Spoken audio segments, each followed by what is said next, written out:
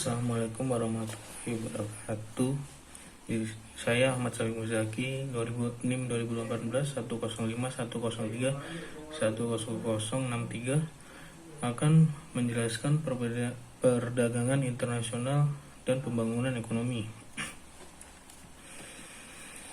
Yang pertama, definisi perdagangan internasional dan pertumbuhan ekonomi.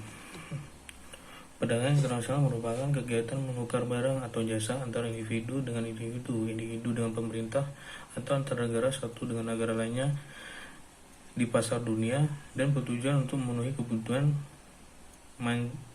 mencari keuntungan.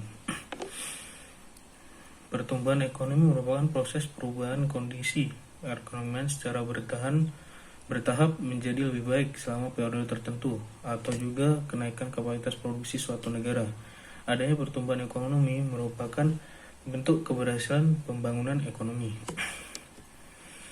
Teori perdagangan internasional.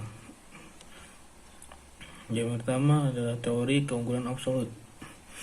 Menurut Adam Smith, perdagangan dua negara didasarkan pada keunggulan absolut, yaitu jika sebuah negara lebih efisien daripada negara lain dalam memproduksi sebuah komoditas, namun kurang efisien dibanding negara lain dalam memproduksi komoditas lainnya, maka kedua negara tersebut dapat memperoleh keuntungan dengan cara masing-masing melakukan spesialis dalam memproduksi komoditas yang memiliki keunggulan absolut dan menukarkan dengan komoditas yang lain memiliki kerugian absolut.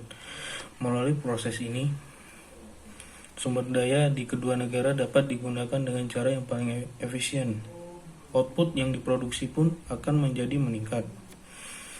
Yang kedua, teori keunggulan komparatif.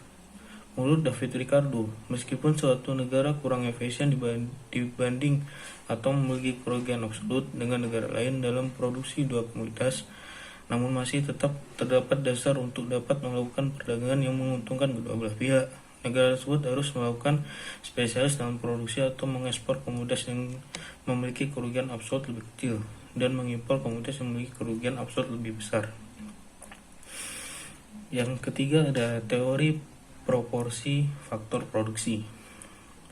Menurut Hacker-Ohlin, terdapat dua kondisi penting sebagai dasar dari munculnya perdagangan internasional, yaitu ketersediaan faktor produksi dan intensitas dalam pemakaian faktor produksi atau produksi faktor produksi. Satu negara akan melakukan perdagangan dengan negara lain disebabkan negara tersebut memiliki keunggulan komparatif, yaitu keunggulan dalam teknologi dan keunggulan dalam faktor produksi. Yang keempat adalah teori keunggulan komparatif.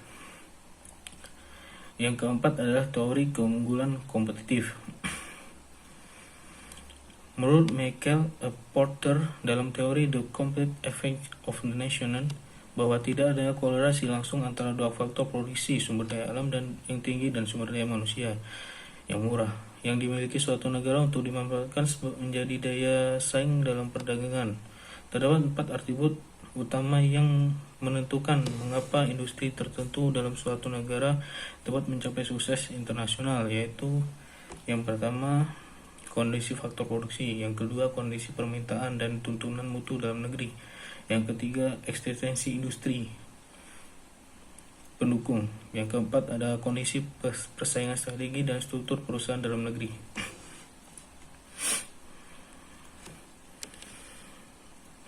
Faktor pendorong perdagangan internasional. Di sini ada beberapa faktor. Yang pertama, perbedaan sumber daya alam.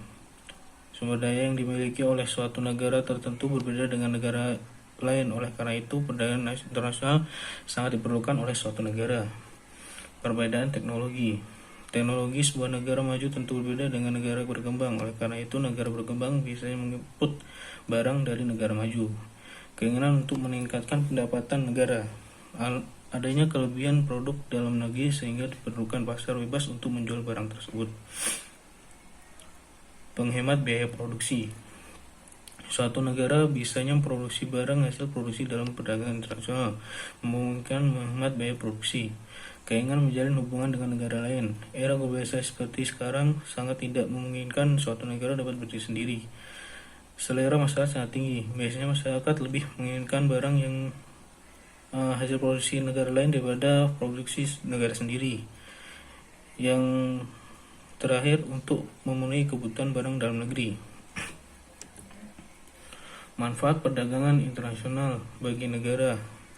Di sini ada manfaatnya, ada sumber devisa, memperluas lapangan pekerjaan, meningkatkan kualitas konsumsi, menambah pasar dan keuntungan, dan peningkatan teknologi. Hambatan perdagangan internasional. Di sini ada 4 hambatannya, yaitu perbedaan mata uang, kualitas SDM rendah, terjadi perang, dan munculnya mafia-mafia ekonomi. Kebijakan perdagangan internasional.